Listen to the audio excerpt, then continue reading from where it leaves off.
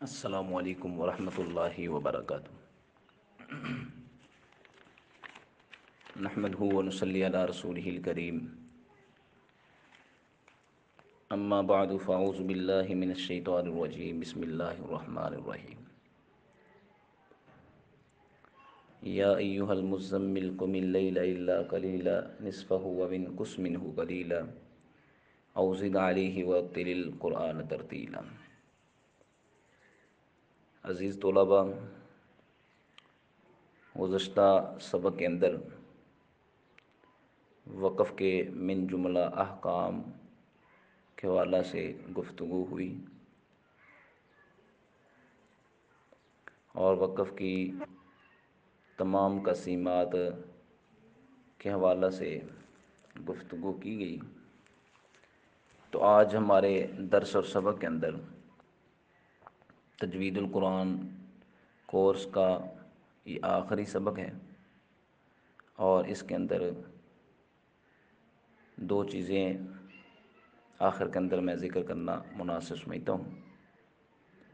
ایک سکتہ سے کیا مراد ہے، اور دوسرا قرآن مجید کی تلاوت کے وقت قرآن مجید کے اندر کچھ علامات وقف لکھی ہوئی ہیں، رموز اوقاف کا ذکر کیا گیا ہے، ان علامات وقف کی بھی وضاحت کر دینا مناسب سمجھتا ہوں۔ سکتہ کا لفظی معنی خاموش ہونا، رکنا۔ اصطلاحی تعریف علماء مجودین کے نزدیک کلمہ کے آخری حرف پر بغیر سانس توڑے تھوڑی دیر کے لیے ٹھہرنا سکتہ کہلاتا ہے۔ تو سکتہ کی دو قسمیں ہیں، نمبر ایک سکتہ لفظی، نمبر دو سکتہ معنوی۔ سکتہ لفظی سے مراد یہ ہے جب صحیح حرف ساکن کے بعد حمزہ ہو تو ساکن پر سکتہ کرنا سکتہ لفظی کہلاتا ہے، جیسے قد افلح، قد افلح، من آمن۔ تو یہ من اور قد پر بغیر سانس توڑے تھوڑی دیر کے لیے ٹھہرنا یہ سکتہ لفظی کہلاتا ہے، کیونکہ قد کی دال اور من کا نون یہ حروف اصلیہ میں سے ہے، تو اس کے بعد کیونکہ حمزہ ہے تو یہاں ساکن پر سکتہ کرنا یہ سکتہ لفظی کہلاتا ہے۔ ہاں، اور یہ بات یاد رکھیں، یہ سکتہ روایت حفظ میں ہے، نہ کہ جو دوسری سند ہے بطریق شاطبی نہیں، بلکہ روایت حفظ کے اندر دو سندیں ذکر کی جاتی ہیں، ایک علامہ شاطبی کی اور ایک علامہ جزری رحمہ اللہ کی۔ تو یہ سکتہ روایت حفظ میں بطریق شاطبی نہیں بلکہ بطریق جزری ہے، یعنی علامہ جزری رحمہ اللہ کے نزدیک یہ سکتہ لفظی ہے، اور یہاں سکتہ لفظی کیا جا سکتا ہے۔ اس کے بعد نمبر دو سکتہ معنوی، کہ جن موقعوں میں، جن جگہوں میں دو کلموں کے درمیان معنوی جدائی کو ظاہر کرنا مقصود ہو تو وہاں سکتہ کرنا سکتہ معنوی کہلاتا ہے۔ تو قرآن مجید کے اندر روایت حفظ میں سکتہ معنوی 4 مقامات پر ہوا ہے۔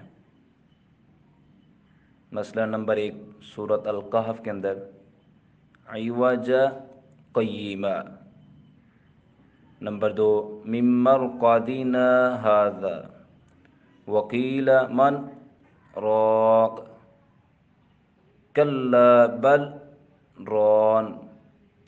تو یہ 4 کلمات ہیں جن پر سکتہ معنوی ہوا ہے۔ اس کے بعد دوسری بات جو قابل غور و دھیان ہے، قرآن مجید کے اندر 7 ایسے کلمات ہیں کہ جن کے اندر وقف کے وقت الف پڑھا جاتا ہے، جبکہ وصل کے وقت وہ الف نہیں پڑھا جاتا۔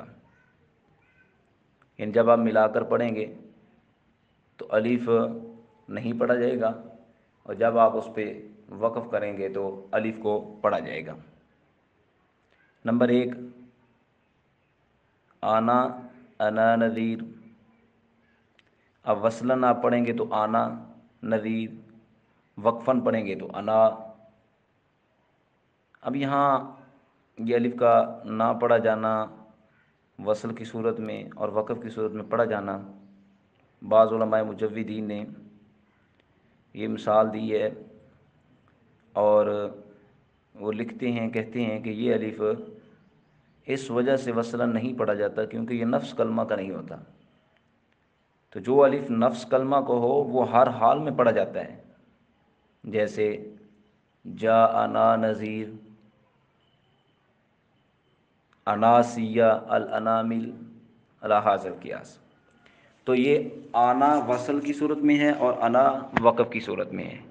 اسی طرح لاکنہ وصلاً اور لاکنہ یہ وقفاً ہے، اور اسی طرح صورت الدہر کے اندر سلاسلہ یہ وصلاً، سلاسلہ وقفاً، الظنون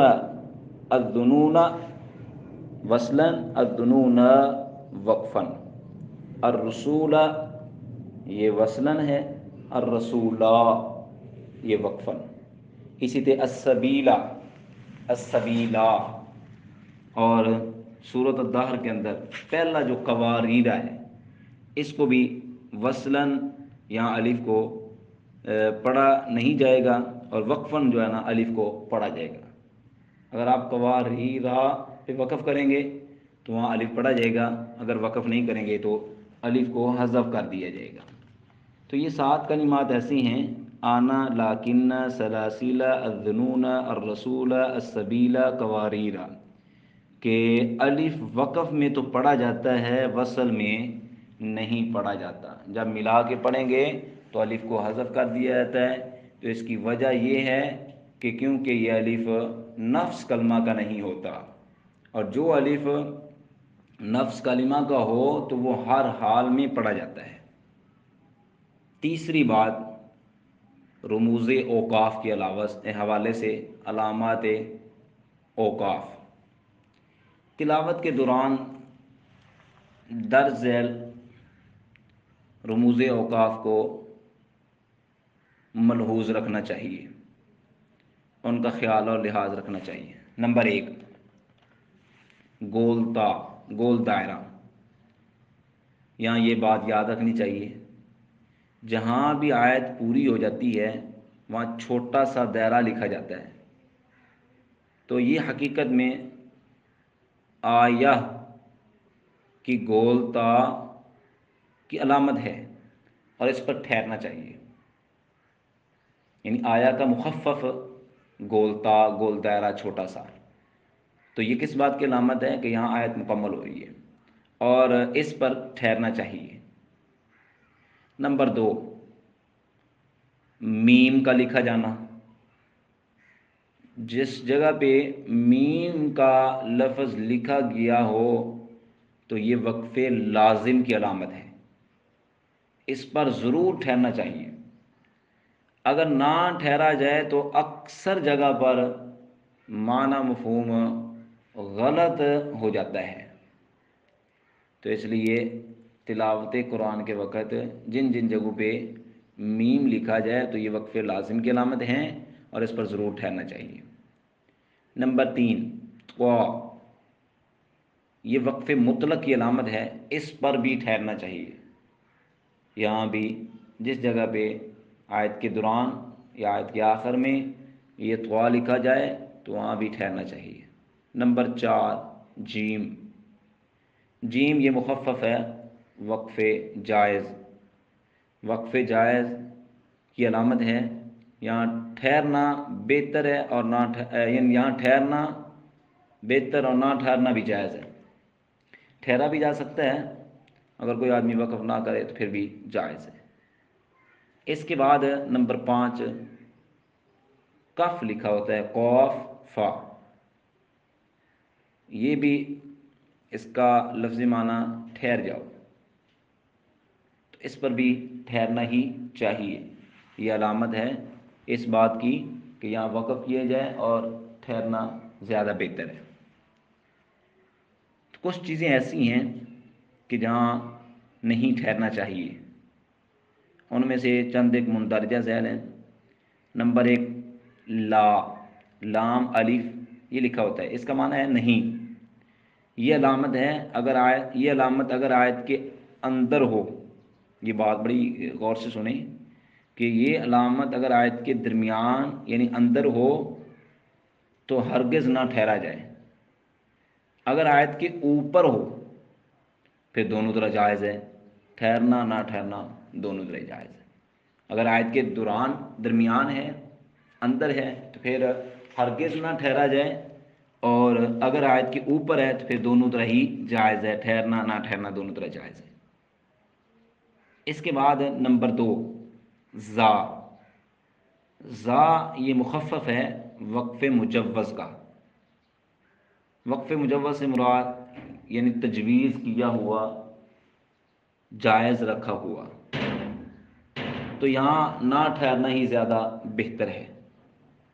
نمبر 3 سواد، سواد یہ وقف مرخص کی علامت ہے، یعنی رخصت دیا ہوا، یہاں ملا کر پڑھنا چاہیے۔ اگر بوقت ضرورت ٹھہرا جائے تو رخصت ہے، لیکن یاد رکھیں ملا کر یہاں پڑھنا اور نہ ٹھہرنا زا کی بنسبت یعنی وقف مجوز کی بنسبت وقف مرخص کے اندر زیادہ بہتر اور زیادہ اولا ہے کہ اس پر نہیں ٹھہرنا چاہیے اور اس کو ملا کر ہی پڑھنا چاہیے۔ نمبر 4 سواد لام یا، یہ لکھا ہوتا ہے بعض دفعہ، تو یہ مخفف ہے الوصل اولا، الوصل اولا یعنی ملانا زیادہ بہتر ہے، تو الوصل اولا کا اختصار سواد لام یا لکھ دیا جاتا ہے، تو یہاں ملا کر پڑھنا زیادہ بہتر ہے۔ اسی طرح نمبر 5 سواد لام لکھا ہوتا ہے، یہ مخفف ہے قد یوصل، کہ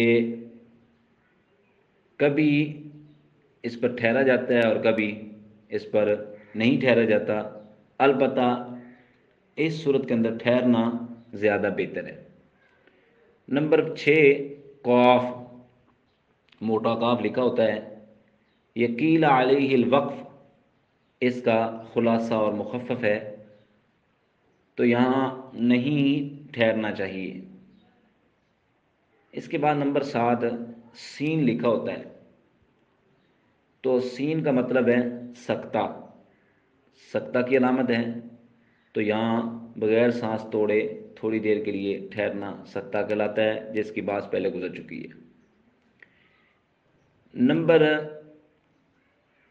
8 قرآن مجید کے اندر بعض جگہوں پہ وقف النبی لکھا ہوتا ہے، تو اس سے مراد کہ یہاں نبی صلی اللہ علیہ وسلم نے وقف کیا ہے، تو جہاں نبی صلی اللہ علیہ وسلم نے وقف کیا ہے تو وہاں وقف کرنا مستحب ہے۔